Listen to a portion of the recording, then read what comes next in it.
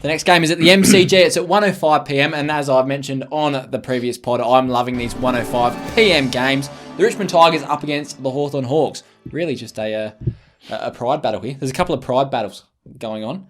But tell me, Boak averaging 27.7 disposals this year, had 31 touches last week and a goal. He's in a ripping boom. Take that. Yeah, you got to take that to the bank. All right, Tigers against Hawthorn. What do we think, Dan?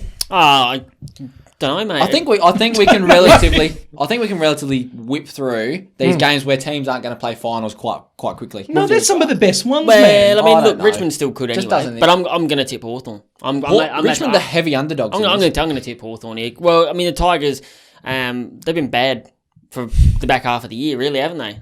They've been pretty shit. Well, not shit, but like... No, they have. Pretty shit. 7 losses from 8 games. Yeah, that qualifies as shit. So pretty bad. And look, I'm not one to throw a label around, but I don't reckon that's very good, to be honest with you. I have come up with better labels. They're not very good. Have you? Yeah, I have. Just repeat all the bets from the last one, do you think, mate? Exactly. All right. But I'm just liking Dan's analysis. I'd like to hear you maybe talk about international relations. I don't know, guys. I just reckon that war is just a bit rough. Hug it out. It doesn't really make much sense, does it? He's on tonight. I love it. I'm hurt. Oh well, I'm going to put my 2 cents in because I am upset. And I agree with Dan. After Dan's insulted me deeply. No, I agree with Dan here because, like, you look at the way Hawthorn are finishing off the year, and you look at the way that Richmond are finishing off the year. They're not parallel. They might have been parallel around about round 17. Richmond look paralysed, not parallel. They look horrendous. Right. And the Giants shut them down early, and I think Hawthorn are going to do the same. I think it could look like a relatively competitive game of football, but the score will just not reflect that. Look, I'll try and summarise. There is a lot going on in terms of final positioning. So there's a lot of horses jockeying for position across this whole week. It'll be very interesting. The Western Bulldogs Port game, we know they're both going to finish top 4. Just depends where. So that'll be quite interesting. In terms of this Saturday afternoon game, Richmond and Hawthorn. Now, Hawthorn, we know they're dead. Deader than dodos. Deader than dodo doo-doos is what they are. Richmond, however, can still make finals, amazingly enough. They can still do it if the Lions beat the Eagles, if the Magpies beat the Bombers, if the Saints beat the Dockers.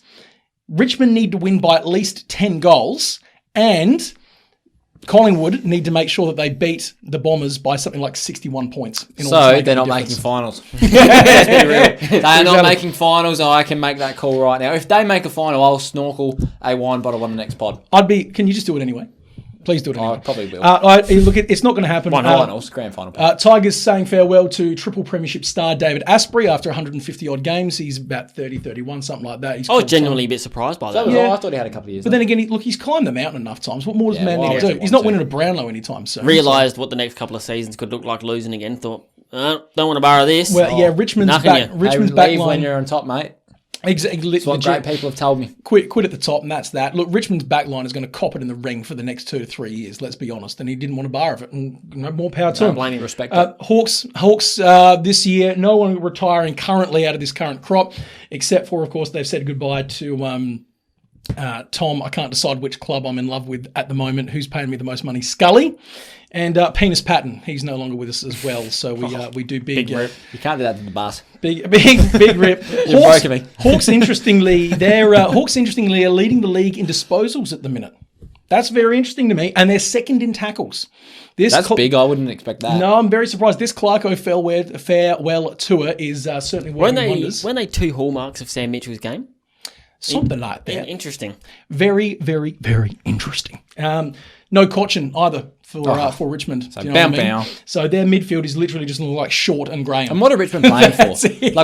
What are Richmond playing for?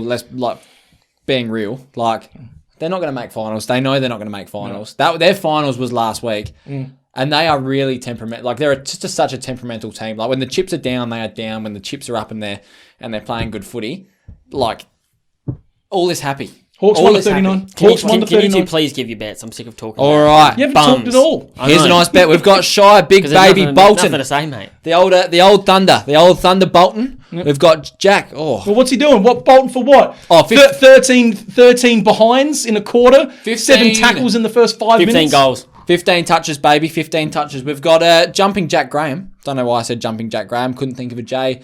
Adjective, he's going to get 20 touches. We've got Maurice Rioli, the royalty.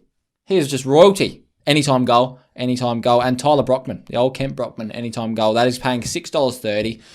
If you look at that multi there, it's actually Maurice Rioli is paying something like $1.80 to kick a goal. And I'm telling you, with this team, when the chips are down in a team, Rioli's always stand up. And I'm excited to talk about that. I do believe he's averaging about 5 disposals a game at the moment. But yeah, look, if you think he can make one of them a goal, Darcy Fogarty disposal count. And I know we're talking about different players here, but Darcy Fogarty is not a Rioli. He loves to get 5 touches and 4 goals. Rioli's going to do the same. Got nothing to do with it. I'm also looking at a Rioli. I've only got a little two-legger for people who want to double their money and don't want to listen to absolute just into the microphone for the rest of this. Watch him win.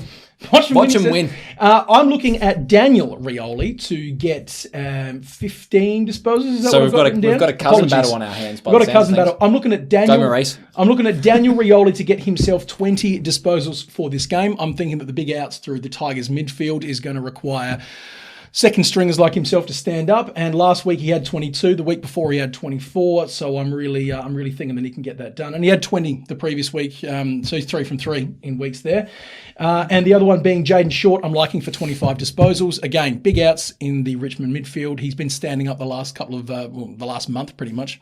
Young Jaden Short and getting the job done for him in the centre there. So that's paying just 2 legs and that's paying $2.50. Not bad. Alrighty.